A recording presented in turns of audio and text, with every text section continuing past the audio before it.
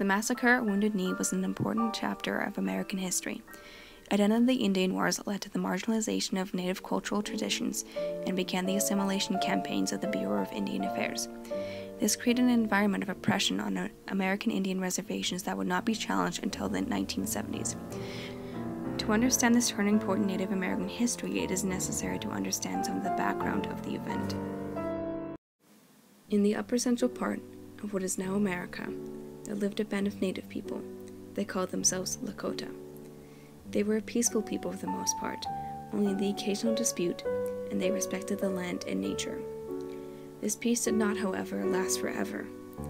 European settlers needed to expand their farmland to make a living, so they took the natives' land as their own.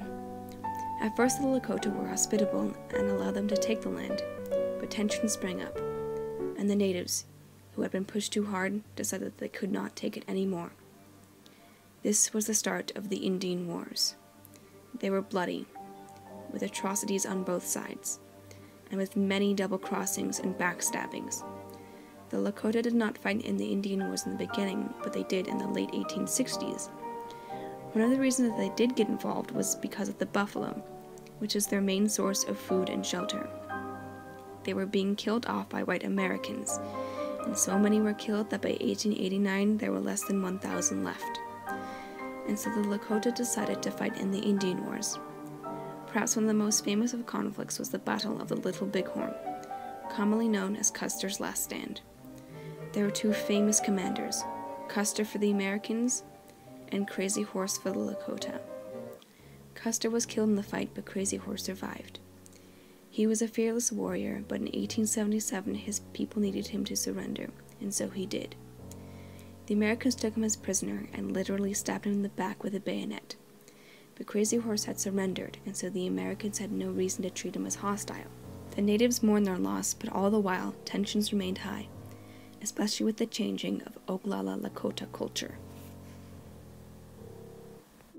In the late 19th century, an American Indian religious movement called the Ghost Dance emerged from Nevada. A Paiute named Wavaka, also known as Jack Wilson, foretold the faith of the new religion as an attempt to revitalize traditional culture. He claimed that soon the earth would be renewed, and with it, the white race will be condemned, while Indians regained their prosperity. Within a year, the Ghost Dance spread to the western tribes. Due to misinterpretations and concerns of rebellion, the Bureau of Indian Affairs banned the Ghost Dance to protect the white settlers living nearby Indian reservations. The warrior chief of the Sioux tribe, Sitting Bull, was killed on December 15, 1890, while resisting arrest for the offense of adopting the Ghost Dance religion. The Sioux tribe was then led to the Pine Ridge Reservation by their new chief, Bigfoot, in search of refuge from the military. On December 28th, the 7th Cavalry apprehended and escorted the tribe 16 miles northeast to the banks of Wounded Knee, South Dakota, where they camped for the night. On the morning of December 29, 1890, the U.S. troops advanced upon the Sioux camp to arrest Chief Bigfoot and relieve the warriors of their weapons. The 500 troops surrounded the tribe, carefully organizing groups of artillerymen to train their Hotchkiss machine guns upon the encampment below. Tensions were high between the troops and the Sioux tribe, who still grieved the loss of Sitting Bull. A deaf tribesman named Black Coyote refused to give up his rifle to the troops, and the argument turned into a violent scuffle. During the course of the fighting, Black Coyote's rifle was discharged and its reverberating noise was heard throughout the camp. The situation quickly escalated as the soldiers retaliated with open fire, and the warriors tried to secure their weapons.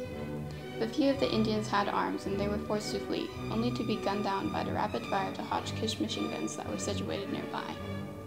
Without hesitation, the artillerymen unloaded fire upon the Native Americans with no regards towards age nor gender. When the assault subsided on the snow-covered open plains of Wounded Knee battlefield, groups of soldiers searched for survivors. 153 Indians out of the original 350 died from severe wounds or hypothermia, including Chief Bigfoot. At least 50 Indians were discovered wounded, some of which died later.